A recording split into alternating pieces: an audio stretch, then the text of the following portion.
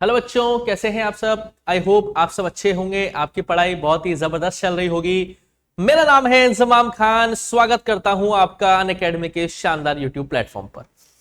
जैसा कि बच्चों आप स्क्रीन पे देख पा रहे होंगे कि आज हम हिस्ट्री का थर्ड चैप्टर स्टार्ट करने वाले हैं, जिसका मतलब है the making of global world. Lecture 1 by Inzamam sir, यानी कि स्वयं मेरे द्वारा हम इस चैप्टर को पढ़ने वाले हैं। हिस्ट्री क्लास 10th बोर्ड का चैप्टर नंबर 3 है बेटा, the making of a global world. किसी भी चैप्टर को स्टार्ट करने से पहले बच्चों हमें उस चैप्टर के टॉपिक का मतलब समझना चाहिए कि आखिर इस चैप्टर में चलने क्या वाला है और इस चैप्टर में आखिर हम पढ़ने क्या वाले हैं। तो ग्लोबल वर्ल्ड पे हम फोकस करते हैं कि ये क्या चीज है ग्लोबल। ग्लोबल शब्द जो निकला है बेटा वो निकला है ग्लोबलाइजेशन से। कहां से निकला है बेटा ग्लोबल शब्द? ग्लोबल शब्द जो निकला है बेटा वो निकला है आपके कहां से? ग्लोबलाइजेशन से। अब ये ग्लोबलाइजेशन चीज क्या है देखिए बेटा, जब एक कंट्री की इकोनॉमी को पूरे वर्ल्ड की इकोनॉमी से कनेक्ट किया जाता है या जोड़ा जाता है, उस कॉन्सेप्ट को हम ग्लोबलाइजेशन कहते हैं। सर नहीं समझ में आया, वापस समझो। जब एक कंट्री की इकोनॉमी यानी कि एक कंट्री की अर्थव्यवस्था को पूरे वर्ल्ड की इकोनॉमी यानी कि पूरे वर्ल्ड की अर्थव्यवस्था से कनेक्ट किया जाता है, उस कॉन्सेप्ट को हम क्या कहते हैं बेटा? ग्लोबलाइजेशन कहते हैं। ट्रेडिंग के जरिए, फॉर एग्जाम्पल आज इंडिया की काफी सारी कंपनीज जो है विदेशों में जाके प्रोडक्शन कर रही है और विदेशों की काफी सारी कंपनीज इंडिया में आके प्रोडक्शन कर रही है। इंडिया के काफी सारे से गुड्स एंड सर्विसेज जो विदेशों में सेल हो रहे हैं और विदेशों के से काफी सारे गुड्स एंड सर्विसेज जो इंडिया में आके बिक रहे हैं। ये कॉन्सेप्ट क्या है? ये ग्लोबलाइजेशन का ही कॉन्सेप्ट है। लेकिन सर हम तो ये इतिहास में पढ़ रहे हैं, तो इस चैप्टर के अंदर हम ये देखेंगे बेटा कि जिस ग्लोबलाइजेशन को हम आज देखते हैं कि एक कंट्री से दूसरी इकोनॉमी कनेक्टेड रही है, क्या इतिहास में भी वर्ल्ड ऐसे कनेक्टेड था? अगर था तो क्या क्या चीजें थी जो एक जगह से दूसरी जगह पे ट्रेवल किया करती थी? सिर्फ गुड्स एंड सर्विसेज थे या इंसान भी एक जगह से दूसरी जगह पे जाते थे? वैल्यूज, आइडियाज, इन्वेंशंस, बीमारियां, क्या वो भी एक जगह से दूसरी जगह पे जाती थी? ये हम समझने की कोशिश करेंगे बेटा। ठीक है, तो हम देखेंगे बेटा कि इतिहास में यानी कि एशियंट हिस्ट्री के दौरान वर्ल्ड जो है वो ग्लोबल लेवल पे कनेक्टेड था क्या, ट्रेडिंग के पर्सपेक्टिव से कनेक्टेड था या नहीं था। यह हम समझने की कोशिश करेंगे इस चैप्टर के अंदर। क्लियर है बेटा? तो चलिए स्टार्ट करते हैं बेटा। पहला टॉपिक क्या है हमारा? The pre modern world. अब प्री का मतलब क्या होता है बेटा? पहले, और पोस्ट का मतलब होता है बाद में। तो जो आज हम आधुनिक विश्व देख रहे हैं, जो आज हम आज का मॉडर्न वर्ल्ड देख रहे हैं, उससे पहले का पीरियड हम देखेंगे, द प्री पीरियड हम देखेंगे। प्री पेड वाला कॉन्सेप्ट जो होता है ना, मोबाइल का हम रिचार्ज करवाते हैं, प्री पेड पोस्ट पेड, वो वाला कॉन्सेप्ट है। तो प्री मॉडर्न वर्ल्ड के बारे में हम समझेंगे बेटा कि आधुनिक भारत से पहले की चीजें कैसी थी, प्री कैसे था, पहले वाली पीरियड कैसे। तो देखिए, जब जब हम ग्लोबलाइजेशन शब्द के बारे में बात करते हैं तो हम देखते हैं बेटा कि एक ऐसा इकोनॉमिक सिस्टम जो पिछले 50 साल से निकल के आया है। और जाहिर सी बात है, अगर हम पूरे विश्व में देखें, इंडिया के कॉन्टेक्स्ट में बात करें बेटा, तो इंडिया के कॉन्टेक्स्ट में तो जो ग्लोबलाइजेशन है वो 1991 में आया था। 24 जुलाई 1991 को एलपीजी का कॉन्सेप्ट दिया गया था। लिबरलाइजेशन, प्राइवेटाइजेशन, ग्लोबलाइजेशन का कॉन्सेप्ट दिया गया था बेटा। नरसिम्हा राव प्रधानमंत्री हमारे जो थे उस टाइम पे, पीवी नरसिम्हा राव, और जो हमारे फाइनेंस मिनिस्टर थे वो थे बेटा मनमोहन सिंह जी। इन दोनों ने मिलकर एक राव मनमोहन मॉडल तैयार किया था और 24 जुलाई 1991 को एलपीजी यानी कि लिबरलाइजेशन, प्राइवेटाइजेशन, ग्लोबलाइजेशन, उदारीकरण, निजीकरण और वैश्वीकरण का कॉन्सेप्ट दिया था। और पूरे विश्व में ये कॉन्सेप्ट जो है पिछले 50 सालों में बहुत ज्यादा तेजी से बढ़ता हुआ देखने को मिला है। तो क्या सिर्फ इसका इतिहास पिछले 50 सालों का ही है, या एशियंट सिविलाइजेशंस के टाइम से भी ग्लोबलाइजेशन का कॉन्सेप्ट रहा है, वो हम इस चैप्टर के अंदर समझने की कोशिश करने वाले। तो देखिए, इस चैप्टर के अंदर हम देखेंगे बेटा कि जो ग्लोबलाइजेशन का कॉन्सेप्ट है यानी कि जो ग्लोबल वर्ल्ड का कॉन्सेप्ट है, इसका एक लंबा इतिहास है, बहुत पुराना इतिहास है। इतिहास में हमें ट्रेडिंग देखने को मिली बेटा, माइग्रेशन यानी कि लोग एक जगह से दूसरी जगह पे माइग्रेट होके गए बेटा। काफी सारे लोग एक जगह से दूसरी जगह पे ट्रेवल हुए बेटा काम की तलाश में। जब काम की तलाश में ट्रेवल किया बेटा तो कैपिटल का भी मूवमेंट हुआ और काफी सारी चीजों का भी क्या हुआ बेटा? मूवमेंट हमें देखने को मिलता है प्री मॉडर्न वर्ल्ड में, या फिर हम कह सकते हैं एशियंट हिस्ट्री के दौरान। क्लियर है क्या बेटा सभी को? चलिए अब देखिए, हम इस चैप्टर में हम पढ़ेंगे बेटा कि किस तरीके से हमें इतिहास के अंदर ग्लोबल लेवल पे इंटरकनेक्टेडनेस दिखती है बेटा, जिस तरीके से आज की हमारी जिंदगी है। और हम समझेंगे बेटा कि वो क्या क्या फेसेस थे, वो क्या क्या दौर आए, जिससे इतिहास में चीजें आपस में क्या रही बेटा? कनेक्टेड रही। जैसा कि मैंने क्या बताया बेटा, वापस से समझाता हूं कि जो ग्लोबलाइजेशन का कॉन्सेप्ट है वो पिछले 50 सालों में काफी ज्यादा संभल के निकल के आया है बाहर। लेकिन ये पिछले 50 सालों का कॉन्सेप्ट नहीं है बेटा, ये पिछले हजारों सालों का कॉन्सेप्ट है एशियंट सिविलाइजेशंस के टाइम पे। या हम यूं कह सकते हैं कि एशियंट हिस्ट्री के टाइम पे भी बेटा जो है वर्ल्ड आपस में कनेक्टेड था, ट्रेडिंग के पर्सपेक्टिव से, माइग्रेशन के पर्सपेक्टिव से, इन सर्च ऑफ वर्क और कैपिटल के मूवमेंट के तरीके से क्या था बेटा, वर्ल्ड आपस में कनेक्टेड था।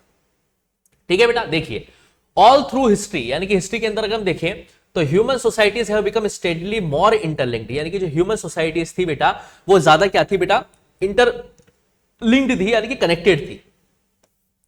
फ्रॉम एशियन टाइम्स, यानी कि प्राचीन इतिहास के टाइम से ही ट्रेवलर्स जो थे, यानी कि यात्रीगण जो थे बेटा, ट्रेडर्स यानी कि व्यापारी, प्रीस्ट जो फादर होते हैं बेटा चर्च के, और जो पिलग्रिम्स होते हैं, जो तीर्थ यात्री होते हैं बेटा, जो एक जगह से दूसरी जगह पे ट्रेवल किए बेटा, ट्रेवल की उन्होंने वास्ट डिस्टेंसेस, किसको हासिल करने के लिए, नॉलेज को हासिल करने के लिए, अपॉर्चुनिटीज को गेन करने के लिए, और धार्मिक फुलफिलमेंट यानी कि धार्मिक उपलब्धि को प्राप्त करने के लिए काफी सारे ट्रेवलर्स, काफी सारे ट्रेडर्स, प्रीस्ट, पिलग्रिम्स जो है बेटा एक जगह से दूसरी जगह पे ट्रेवल हुए। और कुछ लोग तो बेटा परसिक्यूशन यानी कि जान बचाने के लिए भी एक जगह से दूसरी जगह पे भागे। जैसे आपको पता है बेटा कि इजराइल में इतने सारे ज्यूस यानी कि यहूदी कहां से पहुंचे बेटा, तो वो पहुंचे बेटा जर्मनी से, क्योंकि जर्मनी में आपको पता है बेटा हिटलर जो है यहूदियों को बिल्कुल भी पसंद नहीं करता था। तो जर्मनी से कहां पहुंचे बेटा, अपने यहूदी इजराइल पहुंचे बेटा। अल्बर्ट आइंस्टाइन के बारे में सुना होगा बेटा, आप साइंस के स्टूडेंट भी है बेटा। अल्बर्ट आइंस्टाइन खुद बेटा एक ज्यूस थे और वो जर्मनी से वो भी भागे बेटा, वरना वो आज हमारे बीच में नहीं होते। अमेरिका वो चले गए थे बेटा, उनकी जान को भी खतरा था। ठीक है बेटा, आज तो हमारे बीच में नहीं, मतलब इतिहास में हमारे बीच में वो नहीं होते। कहने का मतलब ये है अगर वो टाइम से अमेरिका नहीं जाते, क्योंकि जर्मनी के अंदर उनकी जान को भी क्या था बेटा, खतरा था। तो इतिहास में हमें देखने को मिलता है कि प्राचीन इतिहास में भी काफी सारे ट्रेवलर्स, ट्रेडर्स, प्रीस्ट, पिलग्रिम्स जो है लंबी लंबी दूर दूर की यात्राओं को ट्रेवल किया है बेटा, नॉलेज को हासिल करने के लिए, अपॉर्चुनिटीज को गेन करने के लिए, स्पिरिचुअल फुलफिलमेंट को हासिल करने के लिए, और साथ के साथ परसिक्यूशन को स्केप करने के लिए भी। ठीक है, अब एक जगह से दूसरी जगह पे गए तो ये अपने साथ अपने गुड्स को भी लेके गए बेटा, अपने आगे करेंसी, अपने आगे मनी को भी लेके गए, अपने वैल्यूज को भी एक साथ लेके गए, स्किल्स, आइडियाज, इन्वेंशंस, और साथ के साथ जर्म्स और डिजीजेस यानी कि बीमारियां भी एक जगह से दूसरी जगह पे क्या हुई बेटा, ट्रेवल हुई। कहने का मतलब क्या है बेटा, जब वास्ट डिस्टेंस ट्रेवल की बेटा काफी सारे लोगों ने, तो अपने साथ अपने goods, money, values, skills, ideas, invention, बीमारी, रोग वगैरह, ये सब भी क्या हुए बेटा, एक जगह से दूसरी जगह पे ट्रेवल हुए। ऐसा इमेजिन करो बेटा कि एक ऐसा कॉन्टिनेंट है जहां पे कभी मच्छर नहीं होते हैं। अब ऐसा आदमी अगर इंडिया में आ जाए बेटा, ठीक है, वो भी सर्दियों के टाइम पे जब मच्छर बहुत ज्यादा होते हैं, और एक ऐसा कॉन्टिनेंट जहां पे कभी मच्छर ही नहीं होते हैं, और वो आदमी इंडिया में आ जाएगा, तो जाहिर सी बात है मच्छर उसे काटेंगे तो वो बीमार पड़ जाएगा, बहुत गंभीर बीमार पड़ जाएगा। क्यों? क्योंकि उसके शरीर की इम्यूनिटी वैसी नहीं है, वो मच्छरों को झेल नहीं सकता। फॉर एग्जाम्पल मैं राजस्थान से बिलोंग करता हूँ, कोटा राजस्थान से। यहाँ सर्दियों में भी टेम्परेचर मिनिमम से मिनिमम 8 डिग्री चला जाता है, 8 या 10 डिग्री। तो मेरे शरीर को इतनी आदत है ठंड झेलने की, लेकिन मैं सर्दियों में दिसंबर जनवरी की सर्दी में कश्मीर चला जाऊं जहां पे माइनस का टेम्परेचर चला जाता है बेटा, तो जाहिर से मेरी बात है वहां पे तबियत खराब हो जाएगी। क्यों हो जाएगी बेटा? क्योंकि मेरे शरीर की इम्यूनिटी वैसी नहीं है। तो इतिहास में जो ट्रेवलर्स एक जगह से दूसरी जगह पे ट्रेवल हुए बेटा, क्या हुआ बेटा, वो अपने साथ अपनी बीमारियों को भी क्या लेके गए बेटा, एक जगह से दूसरी जगह पे ट्रेवल करके गए। आज से हम 3000 बीसीई यानी कि 3000 बिफोर कॉमन एरा की बात करें बेटा, तो एक कोस्टल ट्रेड भी लिंक था बेटा इंडस वैली सिविलाइजेशन से, जो प्रेजेंट डे वेस्ट एशिया को कनेक्ट करता है। यानी कि इंडस वैली सिविलाइजेशन के अंदर भी हमें काफी सारी ट्रेडिंग देखने को मिलती है बेटा, काफी लंबे समय तक। कौड़ी, कौड़ी समझते हैं बेटा, हम बोलते हैं ना कि तो 2 कौड़ी का पेपर है, ये तो 2 कौड़ी का सब्जेक्ट है, हम ऐसे बोलते हैं ना बेटा। तो जो हिंदी कौड़ी है बेटा, जो हिंदी कौड़ी है, सी शेल्स की हम बात करते हैं बेटा, उसको एज ए करेंसी इस्तेमाल किया जाता था काफी लंबे समय तक, from the Maldives found their way to China and East Africa. यानी कि एक लंबे समय तक बेटा जो कौड़ीज होती है, जो सी शेल्स होती है ना बेटा, उसको छोटे छोटे बच्चे उसमें सीटी बजाते हैं, पी करके सीटी बजाते हैं, छोटे छोटे बच्चे होते हैं जो बेटा, उसको कौड़ी कहा जाता था, और पहले इतिहास में उसे एज ए करेंसी की तरह इस्तेमाल किया जाता था बेटा। ठीक है, लंबी डिस्टेंस ट्रेवल करके बेटा काफी सारी बीमारी एक जगह से दूसरी जगह पे ट्रेवल हुई, और इसका सबसे बेस्ट एग्जांपल तो अभी है बेटा 2019 वाला, कि कोविड आया था बेटा। कोविड पूरे विश्व में फैला, कहां से फैला बेटा, सबको पता है, चाइना से फैला था बेटा कोविड। आपको पता है बेटा कोविड की फुल फॉर्म क्या है बेटा, चाइनीज है ना। कोविड क्या था बेटा, कोरोना वायरस डिजीज। कोविड की फुल फॉर्म क्या थी, कोरोना वायरस डिजीज। 2019 में स्प्रेड हुआ था पूरे चाइना से, पूरे विश्व में वो फैला था बेटा। तो बीमारी भी एक जगह से दूसरी जगह पे क्या हुई बेटा, ट्रेवल हुई है। और 13 सेंचुरी तक लगभग पूरे वर्ल्ड में एक तरीके से एक इंटरकनेक्टेडनेस, एक इंटरलिंक्ड हमें एक कनेक्शन हमें क्या मिलता है बेटा, देखने को मिलता है from the perspective of the trading. Clear है बेटा? समझ में आ गई बेटा यहां तक बात? ये एक बेसिक इंट्रोडक्शन था बेटा इस चैप्टर का। चलिए अब नेक्स्ट टॉपिक देखिए, जैसे ये देखिए बेटा, image of a ship on a memorial stone Goa museum 10th century. ठीक है, ये देखने को मिल रहा है सभी बेटा, ये शिप देखने को मिल रही है बेटा, है ना, एक तरीके से इमेज आपको देखने को मिल रही है। चलिए आगे देखिए, हम नेक्स्ट टॉपिक देखिए बेटा, क्या लिखा हुआ है, the silk root link the world. Silk route ने किस तरीके से वर्ल्ड को लिंक किया, तो देखिए बेटा, इसको अगर हम समझने की कोशिश करते हैं बेटा, ठीक है, तो समझते हैं। देखिए बेटा, देखिए मैं इधर इधर कोशिश करता हूं बनाने की, क्योंकि जगह अवेलेबल है नहीं अपने पास।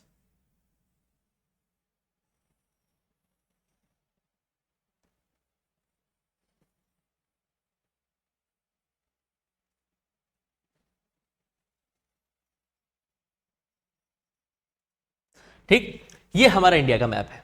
ठीक है, ये हम समझते हैं ये इंडिया का मैप है। अब इधर क्या है बेटा, हमारा चाइना है, ठीक, ईस्ट एशिया का पार्ट है बेटा, है या नहीं है, ईस्ट एशिया का पार्ट है China, China, Japan, Korea, east Asia का पार्ट है, ठीक है बेटा। इधर हमारा क्या आ गया बेटा, हमारा इधर श्रीलंका आ गया इधर, ठीक, कुछ इस तरीके से हमारा ये श्रीलंका है, और इधर हमारे अंडमान निकोबार आ गए, और इधर हमारे लक्षद्वीप आ गए, ये अरेबियन सी और ये बे ऑफ बंगाल, ठीक।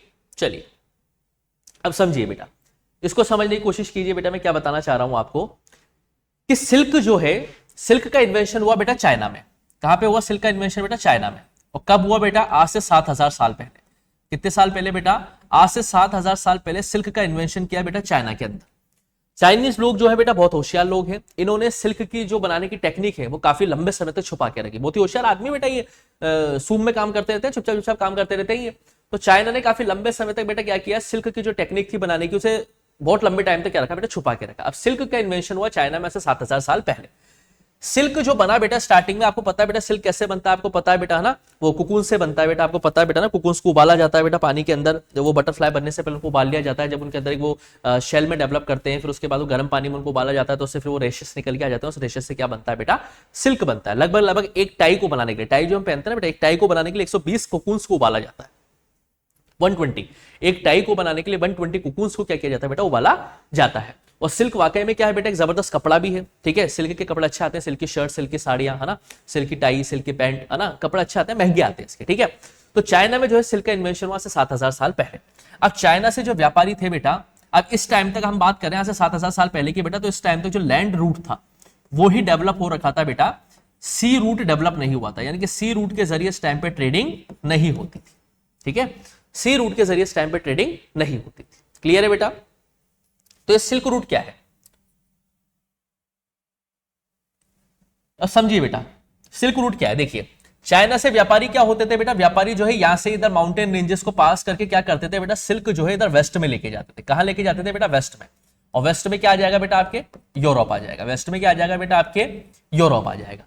अब ये जिस रास्ते से सिल्क को लेके जाते थे और सिल्क की ट्रेडिंग वेस्ट में होती थी, इस रूट को कहा जाता है बेटा, क्या कहा जाता है, इस रूट को सिल्क रूट कहा जाता है। क्या कहा जाता है बेटा, सिल्क रूट। ये रूट जो है सिल्क का नहीं बना हुआ है, जिस रूट के जरिए, जिस रास्ते के जरिए सिल्क की ट्रेडिंग हुआ करती थी बेटा, उस रूट को क्या कहा जाता है, सिल्क रूट कहा जाता है। चीजें समझ में आ गई बेटा यहां तक, ठीक है। तो चाइना के व्यापारी जो थे बेटा, वो यहां से क्या करते थे बेटा, ट्रेवल करते थे बेटा, इधर बड़े बड़े पासेस से माउंटेन रेंजेस होते हुए वेस्ट में जाते थे और वेस्ट में जाके सिल्क वहां पे डिलीवर करते थे। अब वेस्ट के जो यूरोप के जो लोग थे बेटा, उनको सिल्क बहुत पसंद आया, क्योंकि सिल्क जो है वाकई में बहुत ही शानदार क्वालिटी का था और इसकी डिमांड भी बढ़ रही थी। डिमांड बढ़ रही थी तो जाहिर सी बात है, इससे क्या होंगे बेटा, पैसे भी बढ़ेंगे। यानी कि एक एक्सपेंसिव प्रोडक्ट था बेटा, चाइना के बल्ले बल्ले हो गई थी बेटा, ठीक है, क्योंकि चाइना को बड़ा पैसा मिल रहा था। लेकिन एक समस्या हुई। क्या समस्या हुई, देखिए बेटा, समस्या ये हुई बेटा कि मान के चलो चाइना के व्यापारी जो है यहां से जा रहे हैं, तो इस वाली टेरिटरी पे कोई ना कोई कब्जा करके बाहुबली किस्म का आदमी बैठा होगा, इस वाली टेरिटरी पे भी कोई ना कोई बाहुबली किस्म का आदमी बैठा होगा बेटा, है ना, ठीक है, जिसके रास्ते से सिल्क की ट्रेडिंग हो रही है, सिल्क रूट जो बना हुआ है। तो इन लोगों ने क्या समझा बेटा, इनको समझ में आया बेटा कि यार ये जो सिल्क है ये बहुत ही एक्सपेंसिव है, और ये हमारे एरिया से क्या करके जा रहे हैं, सिल्क को लेके जा रहे हैं। समझ पा रहे हो नहीं समझ पा रहे हो बेटा, ठीक है, समझ पा रहे हो नहीं समझ पा रहे हो बेटा, ठीक है। तो इन्होंने क्या किया बेटा, ये यहाँ पे टैक्स वसूल करने लगे। क्या करने लगे बेटा, ये टैक्स वसूल करने लगे कि अगर आपको हमारे यहाँ से क्या करना है बेटा, अगर आपको हमारे यहाँ से जो है अगर सिल्क लेके जाना है तो आपको हमें क्या देना पड़ेगा, टैक्स देना पड़ेगा। जाहिर सी बात है, चाइना के लोगों ने टैक्स भी दिया, क्योंकि सबसे ज्यादा जो उनका मार्केट था वो वेस्ट साइड में था, यानी कि वेस्टर्न यूरोप में, या यूरोप में उनका सबसे ज्यादा मार्केट था। तो यहाँ पे क्या होने लगे बेटा, काफी सारे व्यापारी जो है यहाँ पे, काफी सारे जो बाहुबली टाइप के लोग थे उनसे टैक्स वसूलने लगे। समय बदलता गया बेटा, वेस्ट यूरोप में क्या होती गई बेटा, ट्रेडिंग होती गई सिल्क रूट की, लैंड रूट के जरिए। सिल्क की ट्रेडिंग होती है लैंड रूट के जरिए। एक समय के बाद ये जो नॉर्थ वेस्ट वाला रीजन है, कौन सा वाला रीजन बेटा, नॉर्थ वेस्ट वाला जो रीजन है, ये नॉर्थ वेस्ट वाला रीजन है। यहां पे रूल करने आते हैं कुशानास, एक डिनेस्टी आती है बेटा, इसे हम क्या बोलते हैं, कुशानास, ठीक है। समय बदलता है बेटा, समय बदलने के साथ आई डिनेस्टी बेटा। कौन सी डिनेस्टी आई बेटा, कुशानास। कुशानास डिनेस्टी आई बेटा यहाँ पे एक समय के बाद नॉर्थ वेस्ट वाले रीजन में। कौन से रीजन में आई बेटा, नॉर्थ वेस्ट वाले रीजन में कौन सी डिनेस्टी आई बेटा, कुशानास डिनेस्टी आई। और इसके राजा थे बेटा कनिष्का। कौन थे बेटा राजा इसके, कनिष्का। कनिष्का ने भी क्या किया बेटा, इस एरिया से टैक्स वसूल किया, लेकिन कनिष्का के जो थे बेटा वो चाइनीज व्यापारियों के साथ क्या थे बेटा, बहुत ही अच्छे संबंध थे। तो कनिष्का ने क्या किया बेटा, टैक्स तो वसूला ही सही, लेकिन कनिष्का ने साथ के साथ इन चाइनीज ट्रेडर्स को यहां से एक सी रूट भी डेवलप करके दिया बेटा। क्या डेवलप करके दिया बेटा, एक सी रूट भी डेवलप करके दिया, ताकि सी रूट के जरिए भी क्या हो सके बेटा, ट्रेडिंग हो सके। और जब सी रूट डेवलप हो गया बेटा सिल्क का, तो इस सी रूट के जरिए यहां से वेस्ट में और इधर से अगर अपन ईस्ट में भी जाना चाहें तो इधर ईस्ट में ट्रेडिंग क्या होने लगी बेटा, सिल्क की ट्रेडिंग होने लगी। तो इस तरीके से इतिहास में बेटा क्या होता था बेटा, सिल्क की जो है ट्रेडिंग एक जगह से दूसरी जगह पे हुआ करती थी, और जिस रूट से सिल्क एक जगह से दूसरी जगह पे जाया करता था उसे हम सिल्क रूट के नाम से जानते हैं। क्लियर हो गई क्या बेटा सारी बातें? चलिए अब आ जाते हैं थ्योरेटिकल चीजों पे। देखो क्या लिखा हुआ है, the silk route are a good example of vibrant pre modern trade and cultural links between distant parts of the world. अभी मैंने आपको बताया बेटा कि सिल्क रूट के जरिए किस तरीके से वर्ल्ड के विभिन्न हिस्सों में डिस्टेंट पार्ट्स में कैसे जो है वर्ल्ड जो है आपस में क्या थे बेटा, कनेक्टेड थे। ठीक है, जो सिल्क रूट है बेटा उससे क्या है, ईस्ट एशिया जो है बेटा किससे कनेक्टेड था बेटा, वेस्ट से कनेक्टेड था। ठीक है, और हिस्टोरियंस को बेटा क्या मिलते हैं, काफी सारे सेवरल सिल्क रूट्स देखने को मिला। हिस्टोरियंस को इतिहासकार वो कहां से मिले बेटा, तो काफी सारे जो ट्रेवलर्स थे बेटा जो एक जगह से दूसरी जगह पर ट्रेवल क्या करते थे, तो अपने रिटर्न अकाउंट छोड़ के जाते थे। क्या छोड़ के जाते थे बेटा, अपने रिटर्न अकाउंट छोड़ के जाते थे।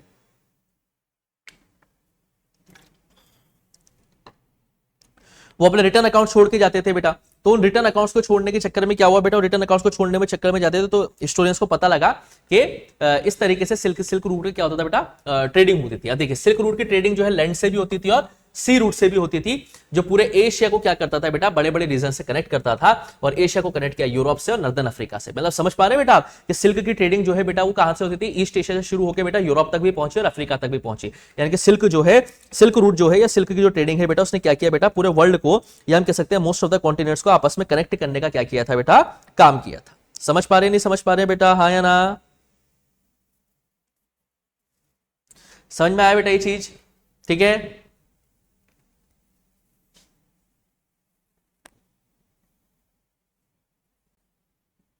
ठीक है। चलिए और देखिए क्या लिखा हुआ है, they are known to have existed since before the Christian era, और क्रिश्चियन एरा से भी पहले का सिल्क रूट चलता आ रहा है बेटा।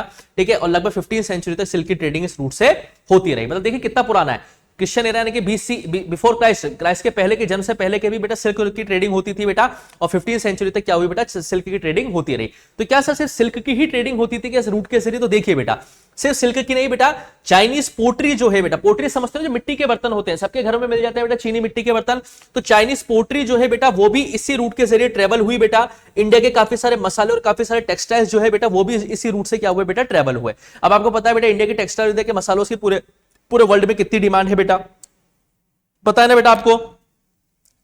साउथ में हमने पढ़ा था बेटा, क्लास 6 में हमने पढ़ा था, आपको याद हो तो, कि रोम से बेटा, रोम से काफी सारे व्यापारी आते थे बेटा इंडिया में, साउथ में, और साउथ से क्या खरीद के लेके जाते थे बेटा, ब्लैक पेपर लेके जाते थे। ब्लैक पेपर जो है बेटा रोम के लोगों को बहुत पसंद थी बेटा, तो रोम के व्यापारी जो आते थे बेटा वो यहाँ से ब्लैक पेपर को परचेस करके लेके जाते थे बेटा, और यहाँ पे रोमन गोल्ड कॉइंस देके जाते थे।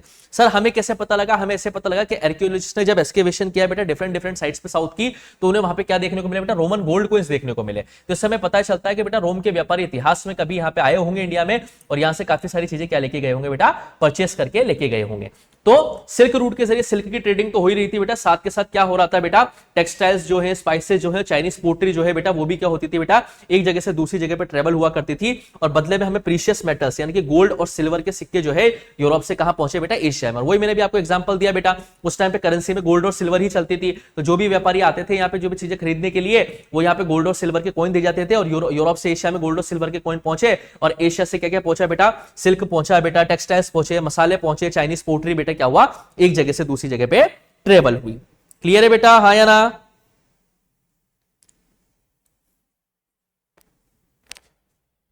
समझ में आ गया बेटा? अब आगे देखिए, आगे क्या बात हो रही है बेटा, अब ट्रेड के साथ साथ व्यापार तो हो ही रहा था, लेकिन साथ के साथ बेटा क्या हो रहा है, कल्चर भी जो है एक जगह से दूसरी जगह पे क्या हो रहा था बेटा, ट्रेवल हो रहा था। कल्चर संस्कृति भी एक जगह से दूसरी जगह पे क्या हो रही थी बेटा, ट्रेवल हो रही थी। देखिए जो क्रिश्चियन मिशनरीज थे बेटा, कौन, एक सेकंड बेटा,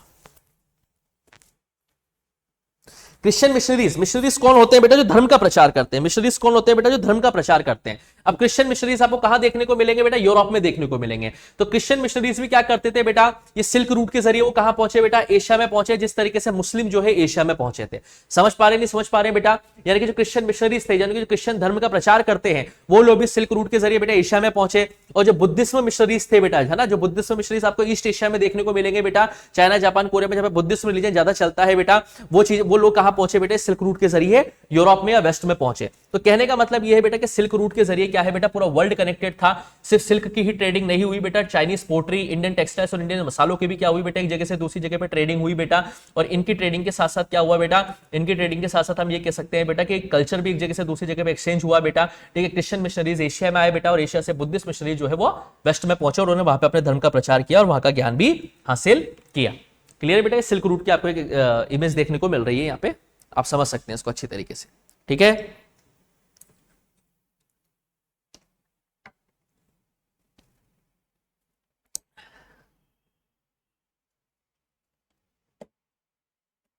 पढ़ लो बेटा इसको।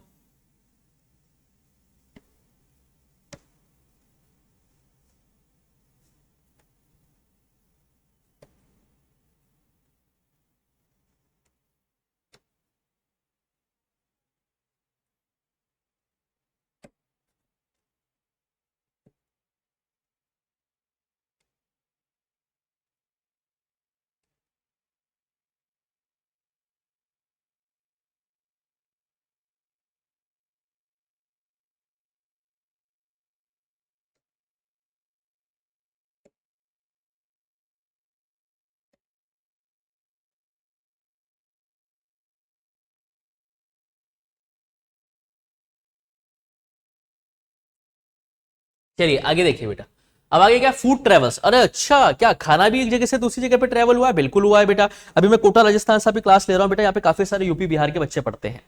काफी सारे बिहारी बाबू यहाँ पे आके क्या कर रहे हैं बेटा, लिट्टी चोखा भी बेच रहे हैं। तो क्या हो रहा है, फूड ट्रेवल हो रहा है। कोटा की कचौरी पूरे इंडिया में फेमस है, तो दिल्ली में आपको कोटा कचौरी देखने को मिल जाती है। कोटा के कुछ लोग जो है दिल्ली में प्रोडक्शन कर रहे हैं, ठीक है, मुंबई में देखने को मिल जाएगा, महाराष्ट्र में देखने को मिल जाएगा। तो फूड ट्रेवल होता है।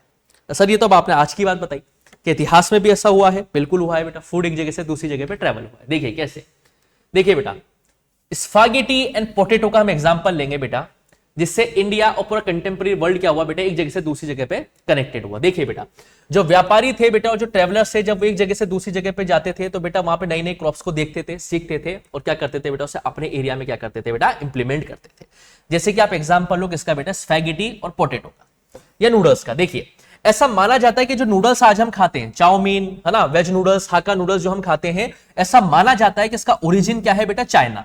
और ये वेस्ट में कहां से पहुंचा बेटा, चाइना से। यानी कि चाइना से कहां पे ट्रेवल करके गया बेटा, ये वेस्ट में पहुंचा, यानी कि यूरोप में पहुंचा। ऐसा माना जाता है कि जो नूडल्स आज हम खाते हैं बेटा, उसका ओरिजिन क्या है बेटा, चाइना, और चाइना में उसे नूडल्स कहा जाता है। और जब ये वेस्ट में पहुंचा यानी कि यूरोप में पहुंचा तो ये क्या बन गया बेटा, स्पैगेटी बन गया। क्या बन गया बेटा, ये स्पैगेटी बन गया। अब एक बात करो बेटा पास्ता की। पास्ता जो आज हम खाते हैं बेटा, उसे इटालियन डिश हम कहते हैं, लेकिन पास्ता इटली में कहां से पहुंचा, पास्ता इटली में पहुंचा बेटा अरब ट्रेडर्स ने। यानी कि अरब के जो ट्रेडर्स थे, यानी कि अरब के जो व्यापारी थे, वो पास्ता कहां पे लेके गए बेटा, इटली में लेके गए। जिसे आज आप क्या बोलते हैं बेटा, जिसे आज आप एक इटालियन डिश बोलते हो, वो इटालियन डिश जो है इटली में नहीं आई बेटा, वो कहां से है बेटा, अरब के व्यापारी जो है इटली में उसे लेके गए। और याद रखना ये फूड जो है इंडिया और जापान में भी ऐसे इंट्रोड्यूस हुए। लेकिन याद रखना बेटा, इनका जो ओरिजिन है, यानी कि इनकी जो ओरिजिन है कि ये फूड कहां से ओरिजिन हुए हैं, वो अभी तक नहीं जाना गया है। सिर्फ गेस वर्क सजेस्ट किया गया है कि ऐसी पॉसिबिलिटी है कि जो नूडल्स हैं वो चाइना से वेस्ट में पहुंच के स्पैगेटी बन गए, और अरब के व्यापारी जो थे बेटा, वो पास्ता को लेके गए कहां पे, इटली में, और इटली में वो क्या बन गए बेटा, इटालियन डिश बन गए, जिसे हम क्या कहते हैं बेटा, पास्ता कहते हैं। ठीक है, अब कुछ फूड्स देखो बेटा जो हम रेगुलर बेसिस पे खाते हैं, जैसे पोटैटो है, सोया है, ग्राउंडनट है, मेज है, टोमेटोज है, चिलीज है, स्वीट पोटैटोज है। ये कुछ ऐसी फसलें बेटा जो हमारे पूर्वज जो है आज से 500 साल पहले तक जानते भी नहीं थे। आज से 500 साल पहले तक हमारे पूर्वज इन फसलों के बारे में भी जानते भी नहीं थे। क्यों सर, क्यों नहीं जानते थे? क्योंकि ये फसलें इंडिया में कैसे पहुंची? देखिए बेटा, ये फसलें इंडिया में और यूरोप में तब पहुंची, ये फसलें यूरोप और एशिया में तब पहुंची बेटा जब क्रिस्टोफर कोलंबस ने एक्सीडेंटली डिस्कवर किया था एक कॉन्टिनेंट जिसका नाम क्या था बेटा, अमेरिका। और यहाँ पे क्या शब्द लिखा हुआ है, अमेरिकास। अमेरिकास का मतलब यहाँ पे नॉर्थ अमेरिका भी आ गया आज का, साउथ अमेरिका भी आ गया, और कैरेबियन आइलैंड्स की कुछ कॉलोनीज भी यहाँ पे आ गई है। समझ में आया नहीं आया बेटा? कहने का मतलब क्या है बेटा कि जो आज आप पोटैटो, ग्राउंडनट वगैरह ये सब आप खाते हैं, ये सब हम जो खाते हैं बेटा, ये यूरोप और एशिया में कैसे पहुंचे बेटा, जब क्रिस्टोफर कोलंबस ने एक्सीडेंटली डिस्कवर कर लिया था बेटा, किसको, अमेरिका को। याद रखना है बेटा इस बात को, तब जाके यहां पहुंचे। और याद रखो बेटा, ठीक है, ये हमने पढ़ी लिया बेटा, अमेरिका का मतलब क्या है बेटा। ठीक है, अब देखो बेटा, अमेरिका में या यूरोप में हम बात कर सकते हैं, सॉरी अमेरिका क्या, यूरोप में हम बात कर सकते हैं। यूरोप में पोटैटो कैसे पहुंचा बेटा, जब क्रिस्टोफर कोलंबस ने देखा कि अमेरिका में पोटैटो खेती होती है, तो उसने वहां पे उसको सीखा होगा और वही चीज यूरोप में इंप्लीमेंट करी होगी, और फिर यूरोप से वो कहां ट्रेवल करके पहुंची होगी बेटा, एशिया में ट्रेवल करके पहुंची होगी, और फिर हम लोग उसको क्या कर पा रहे हैं बेटा, कंज्यूम कर पा रहे हैं, या हम लोग उसको क्या कर पा रहे हैं बेटा, खा पा रहे हैं। अब देखिए बेटा, कभी कभार क्या होता है बेटा, कुछ फूड ऐसे होते हैं, कुछ क्रॉप ऐसे होती है बेटा जो एक इंडिविजुअल के लिए जीने और मरने के बराबर होती है। किसके बराबर होती है बेटा? जीने और मरने के बराबर होती है। जीने और मरने के बराबर। देखिए, यूरोप के जो गरीब लोग थे बेटा, वो अच्छा खाने के लिए, लंबा जीने के लिए बेटा वहां पे पोटैटो का कंजप्शन करते थे, हम्बल पोटैटो। अब यहाँ पे हम्बल पोटैटो कहा गया है। हम्बल पोटैटो का मतलब यहाँ पे ये है बेटा कि जो पोटैटो की क्रॉप है बेटा, वो कम क्लाइमेटिक कंडीशंस और कम पानी में भी क्या हो जाती है बेटा, ग्रो हो जाती है। तो हर एक इंडिविजुअल से कम कंज्यूम कर पाता है। अब यूरोप के जो गरीब लोग थे बेटा, वो उस पोटैटो को ज्यादा कंजप्शन करते थे। स्पेशली हम बात करें आयरलैंड की, आयरलैंड के जो गरीब किसान थे बेटा, वो इतना ज्यादा डिपेंडेंट हो गए थे पोटैटोस के ऊपर कि जब एक बार बीमारियों ने पोटैटो की फसल को खराब किया बेटा, मिड 1840s के टाइम पे, तो हजारों की संख्या में लोग जो है भुखमरी से मारे गए। मतलब कभी कभी एक फसल जो है क्या करती है बेटा एक फसल जो है बेटा जीने और मरने का सवाल भी क्रिएट कर देती है। कहने का मतलब क्या है बेटा कि आयरलैंड के जो पुअर पीजेंट्स थे बेटा, वो पोटैटो के ऊपर इतना ज्यादा डिपेंडेंट हो गए थे एक टाइम पे कि जब मिड 1840s के टाइम पे जब पोटैटो की फसल खराब हुई, जब पोटैटो की फसल क्या हुई बेटा, खराब हुई, तो हजारों की संख्या में लोग जो है बेटा काफी ज्यादा मर गए भुखमरी के चक्कर में। क्योंकि पोटैटो क्या था बेटा, उनके एक डेली बेसिस के लाइफ का क्या था बेटा, एक पार्ट था, और वो उस पोटैटो का कंजप्शन नहीं कर पाए। इस वजह से क्या हुआ बेटा, काफी सारे लोग जो थे बेटा, वो क्या हो गए बेटा, स्टारवेशन, यानी किससे मर गए बेटा, भुखमरी से मर गए बेटा। समझ पा रहे नहीं समझ पा रहे बेटा आप? चीजें क्लियर हुई बेटा आपको? ठीक है, तो ये था हमारा फूड ट्रैवल। अब देखिए बेटा, मेकिंग ऑफ ग्लोबल वर्ल्ड जो है आपका पूरा सिलेबस में नहीं आ रहा है, इसका बस एक टॉपिक और आएगा, तो वो हम नेक्स्ट लेक्चर में पढ़ेंगे, एक टॉपिक इसका। उसके बाद हम इसके एनसीईआरटी के सॉल्यूशंस को डिस्कस करेंगे, और फिर हम इसे कुछ इंपॉर्टेंट क्वेश्चंस के बारे में डिस्कस करेंगे। फिर ये चैप्टर हमारा क्या हो जाएगा बेटा, कंप्लीट हो जाएगा। एक लेक्चर और लगेगा बेटा इस चैप्टर का, उसमें हम क्या पढ़ेंगे, इसका एक लास्ट टॉपिक जो है वो हम पढ़ेंगे, और उसके बाद हम क्या करेंगे, एनसीईआरटी सॉल्यूशंस और कुछ इंपॉर्टेंट क्वेश्चंस के बारे में डिस्कशन करेंगे। और उसके बाद ये चैप्टर कंप्लीट करके हम ज्योग्राफी के थर्ड चैप्टर की तरफ पढ़ेंगे, जिसका नाम क्या है बेटा, वाटर रिसोर्सेस। क्लियर है बेटा?